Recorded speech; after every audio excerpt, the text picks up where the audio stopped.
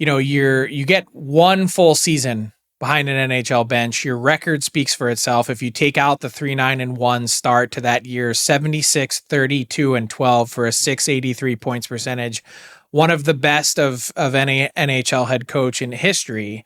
And yet you're out of work. So you coach your last game November 11th, 2023.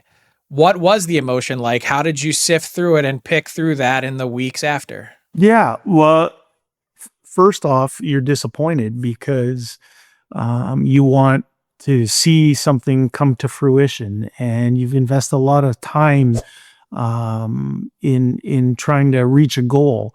And one thing I've learned in my time in three different organizations is that very rarely is growth linear. A lot of times there's some bumps in the road along the way. And so when you get relieved of your duties after a poor start, which we fully owned, I fully own that.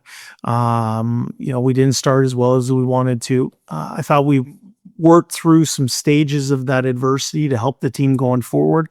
And unfortunately for myself and for Dave Manson, who were relieved of our duties in November there, we didn't get to see it through. I thought the team was right there. I thought we were 90% there. There was a lot of good signs in the team game. But in the end, how I look back, being less emotionally charged, is that I look back at the 9 years in the organization. I had 9 great years. I wore a lot of different types of hats that I was asked to wear. There was a point in my career where I had to decide if I wanted to become an NHL head coach. And when I decided that that was the avenue that I wanted to take, I was asked to coach the American League team for the Oilers in Bakersfield, California. And I wanted to invest in myself and in my potential career so that I would be ready to take over an NHL bench. And when I did, I felt really good about it. I felt prepared. So more than anything, when I look back and we talk about emotion, I think of 9 great years in the organization.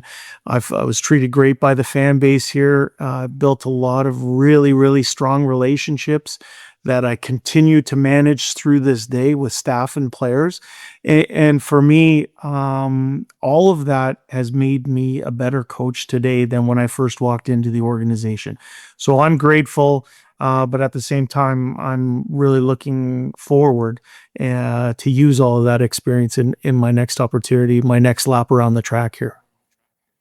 Okay, so I want to ask one more question looking back, and then we'll get moving forward.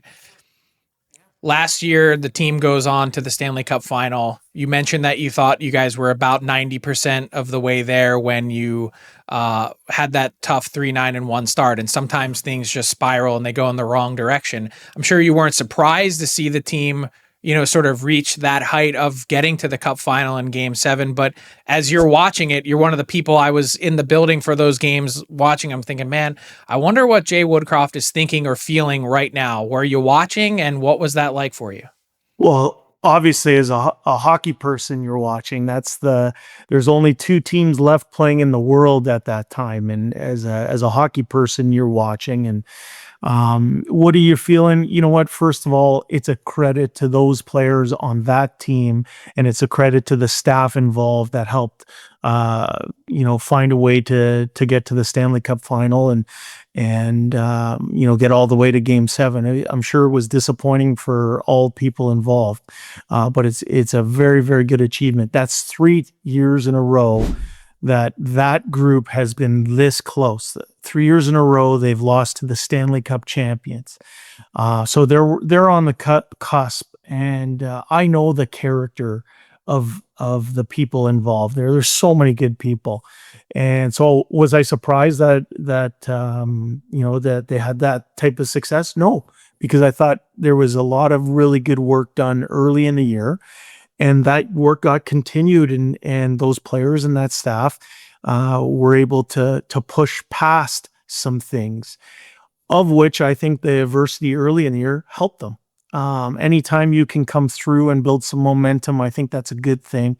But when I look at that team last year as opposed to this year, as I said earlier, I mentioned distance. Last year, you see a lot of the things from the inside because you were there. This year, I see them as a group. They're a good team. They have a good chance, but they're more product of their choices, their things that occurred during their season that they've overcome or are trying to overcome here. So the more distance there is, the less you feel your fingerprints are on that group.